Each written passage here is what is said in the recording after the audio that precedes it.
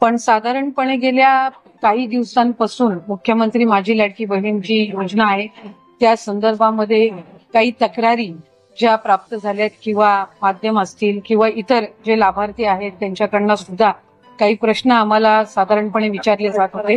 मधल्या ह्या 1.5-2 महिन्याच्या कालावधीमध्ये योजनेमध्ये वेगवेगळ्या आमच्या जिल्हास्तरीय कार्यालय असतील, तालुकास्तरीय कार्यालय असतील, इथलं आयुक्त कार्यालय असेल, इथे काही तक्रारी आम्हाला त्या संदर्भामध्ये प्राप्त झाल्या आणि त्या आधारे आम्ही काही जी पावलं उचलत आहोत त्याची माहिती मी आपल्याला निश्चितपणाने देईन. आधार मिसमॅच म्हणजे नाव आणि आधार नंबर जो आहे हा मिसमॅचच्या संदर्भामध्ये आमच्याकडे काही तक्रारी प्राप्त झाल्या. काही दुबार ऍप्लिकेशन म्हणजे 2 वेळा योजनेच्या लाभासाठी ऑनलाईन ऑफलाईन असेल या ऍप्लिकेशन्सच्या काही तक्रारी आल्या.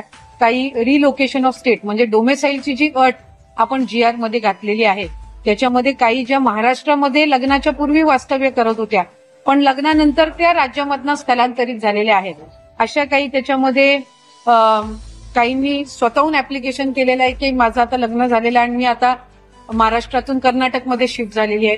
काही तिथल्या स्थानिक प्रशासनाकडनं आम्हाला तक्रारी प्राप्त झालेल्या आहेत. काही चुकीचे हमीपत्र दाखल केल्याच्या सुद्धा तक्रारी या काही स्थानिक प्रशासनाकडून आलेल्या आहेत आणि काही सरकारी नोकरीमध्ये लागलेले असल्यामुळे त्यांचा लाभ आता कमी करण्यात यावा अशा पद्धतीच्या काही स्वतःहून त्यांनी ऍप्लिकेशन केलेले आहेत की माझी सरकारी नोकरी लागलेली आहे त्याच्यामुळे आपण हे सरकारी चलन मार्फत ते रिफंड करून घ्यावं. जे आम्ही काही प्रमाणामध्ये काही जिथे कंप्लेंट बेस्ड आहेत तिथं सुरुवात केलेली आहे. पण काही ठिकाणी आता आमची सरकारी नोकरी लागलेली आहे तर आम्ही या लाभासाठी पात्र नाही म्हणून आमचा लाभ कमी करण्यात यावा किंवा काहींचं प्रमोशन झालेलं आहे त्याच्यामुळे त्यांच्या सॅलरीमध्ये वाढ झालेली आहे, उत्पन्नामध्ये वाढ झालेली आहे अशा काही आलेल्या आहेत.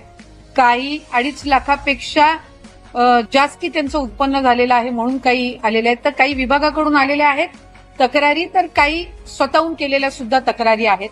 त्याच्यामध्ये साधारणपणे स्वतःहून केलेल्या तक्रारी आहेत किंवा विभागाकडनं आलेल्या आहेत याची आम्ही ज्या वेळेला साधारणपणे माहिती घेतली किंवा त्या संदर्भामध्ये ज्या वेळेला आम्ही विभाग म्हणून चर्चा केली आणि त्याच्यानंतर आम्ही मुख्यमंत्री दोन्ही उपमुख्यमंत्र्यांसोबत त्या संदर्भातली जी चर्चा आहे ती केल्यानंतर काही बाबी GR मध्ये जो शासन निर्णय आहे याच्यामध्ये कुठलाही बदल न करता त्याच जे निकष आहेत ते जे त्याच्यामध्ये आपण बाबी निश्चित केलेल्या आहेत त्यालाच अधीन राहून काही व्हेरिफिकेशनचा आम्ही एक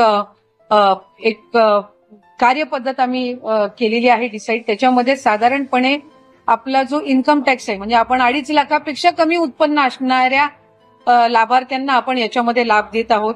तर त्याच्यामध्ये इन्कम टॅक्स डेटा हा रिकन्साईल करणं हा एक त्याच्यामध्ये आम्ही विषय घेतलेला आहे की 2.5 लाखापेक्षा आता आमच्याकडे काही स्वतःहून तक्रारी किंवा विभाग म्हणून तक्रारी आलेल्या आहेत की बाबा आमचं उत्पन्न 2.5 लाखाच्या वर वाढलेलं आहे तर आम्ही या लाभामध्ये आता पात्र होत नाही. पण साधारणपणे ती एक संख्या निश्चित करणं हे आम्हाला आहे. त्यामुळे त्यानुसार आम्ही इन्कम टॅक्स विभागाचा त्याच्यामध्ये घेऊन जो डेटा आहे तो रिकन्साईल करणार आहोत. दुसरं याच्यामध्ये आम्ही शासन निर्णयामध्ये नमूद केलेला आहे की जर एखादी लाभार्थी एखाद्या दुसऱ्या कुठल्या शासकीय योजनेचा लाभ घेत असेल आणि तो जर 1500 पेक्षा कमी असेल तर त्याची जी मॅचिंग फिगर आहे म्हणजे किमान त्यांना 1500चा लाभ मिळाला पाहिजे या दृष्टिकोनातून. उदाहरणार्थ नमो शेतकरी योजना जी आहे याचा लाभ 1000 रुपयापर्यंत असतो. तर या योजनेचा लाभ जे घेणारे आहेत त्यांना वरचं 500 रुपयाचं जे ब्रॅकेट आहे ते आपण शासन निर्णयामध्ये पण नमूद केलेलं आहे की आपण ते वरचे 500 देऊन त्यांचा लाभ आपण 1500 पर्यंत नेणार. त्यामुळे त्या दृष्टिकोनातून नमो शेतकरी स्कीमचे जे लाभार्थी आहेत ते आपण निश्चित करून आणखीन एकदा त्याची व्हेरिफिकेशन करून जे त्याच्यामध्ये लाभार्थी आहेत त्यांना हा जो वरचा लाभ आहे 500 पर्यंतचा हा आपण देण्याच्या दृष्टिकोनातून करत आहोत. त्याच्यामध्ये इतर ज्या काही योजना आहेत ज्या 1500 पेक्षा कमी लाभ देणाऱ्या आहेत आणि आपण त्याला 1500 पर्यंतचा लाभ मॅचिंग करणं आहे तर त्या दृष्टिकोनातून आम्ही एक स्क्रुटिनी एक ड्राईव्ह करत आहोत.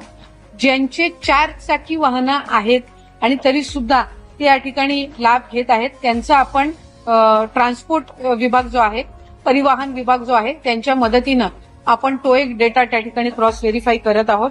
ज्यांचं नावाचं मिसमॅच झालेलं आहे म्हणजे आधार कार्डवर नाव वेगळं आणि स्पेलिंग आणि त्यांचं बँकचं खातं जे आहे त्याच्यावर त्यांची स्पेलिंग ही वेगळी आहे, ती एक क्रॉस व्हेरिफिकेशन आपण करत आहोत. आणि आम्ही केंद्र सरकारकडे किंवा आपल्या सेंट्रल गव्हर्नमेंटकडून आधारचं एक अप्रुव्हल आपल्याला लागतं KYC साठी, तर ती एक आम्ही त्यांची परवानगी आल्यानंतर ती एक आम्ही सुरुवात करत आहोत.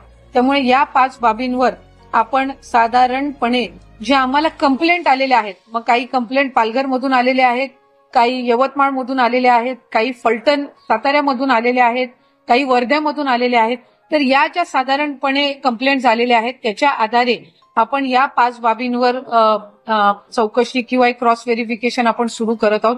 याच्यामध्ये कुठेही आपण जो शासन निर्णय मूळ काढला होता याच्या कुठलेही निकष किंवा त्याच्यामध्ये कुठलेही बदल आपण करत नाही आहोत.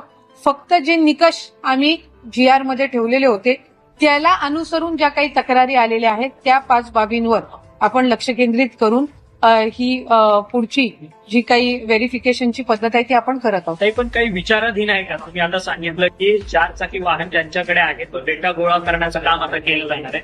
मग ज्यांच्याकडे 4 चाकी वाहन असतात मग त्यांना त्यांच्या महिलांना त्यांच्या घरच्या महिलांना म्हणजे लाडकी बहीण योजना ही लागू होणार की नाही होणार त्याच्या संदर्भात काही विचाराधीन निर्णय? साधारणपणे मी म्हटल्याप्रमाणे मूळ GR ला आम्ही कुठेही हे करत नाही आहोत. त्या मूळ GR मध्ये असं आहे की ज्याचं दुचाकी वाहन आहे त्या पद्धतीनं त्यांना लाभ मिळेल. त्याच्यामुळे ज्या नियमानुसार तुमच्या GR नुसार जे लाभार्थी या क्रॉस व्हेरिफिकेशन मध्ये असणार आहेत त्या पद्धतीने ते कंटिन्युएशन असणार. परंतु काही 2100 रुपयांची संपूर्ण 2100 मिळणार अशा पद्धतीचं निवडणुकीपूर्वी एक आश्वासन दिलेलं होतं. ते आश्वासन जनतेला हे सरकार कधीपर्यंत पूर्ण करणार आहे? तो 2100चा हप्ता मिळणार का महिलांना? त्या संदर्भातली भूमिका पण राज्याचे मुख्यमंत्री देवेंद्रजी फडणवीस साहेबांनी, उपमुख्यमंत्री शिंदे साहेबांनी आणि दादांनी सुद्धा स्पष्ट केलेली आहे की नवीन अर्थसंकल्प आपण शेवटी ज्या वेळेला रकमेची वाढ किंवा इतर बाबी म्हणत असतो त्या रँडमली वर्षाच्या कुठल्याही कालावधीमध्ये होत नसतात. आम्ही ही योजना ज्या वेळेला जाहीर केली त्यावेळेला सुद्धा ती बजेटमध्ये ती योजना आपण आणलेली होती आणि तिथून ती सुरू झालेली होती. त्याच्यामुळे नवीन अर्थसंकल्पीय अधिवेशन ज्या वेळेला येईल, ज्या वेळेला बजेट तयार केलं जाईल त्या संदर्भातला जो सकारात्मक निर्णय आहे तो त्यावेळेला निश्चितपणाने घेण्यात येईल. परंतु आता 2.5 कोटी महिला या संपूर्ण योजनेचा लाभ घेतात आहेत. जे अनावश्यक पद्धतीने ज्या महिला या योजनेचा लाभ घेतात आहेत किंवा त्यांचं उत्पन्न अधिक आहे ते कमी दाखवतात याची सगळी अधिकारी कधीपर्यंत करतील आणि कधीपर्यंत 2.5 कोटी महिलांची संख्या खाली होऊ शकते का? म्हणजे लाभार्थ्यांची पात्रतेची संख्या कमी होऊ शकते?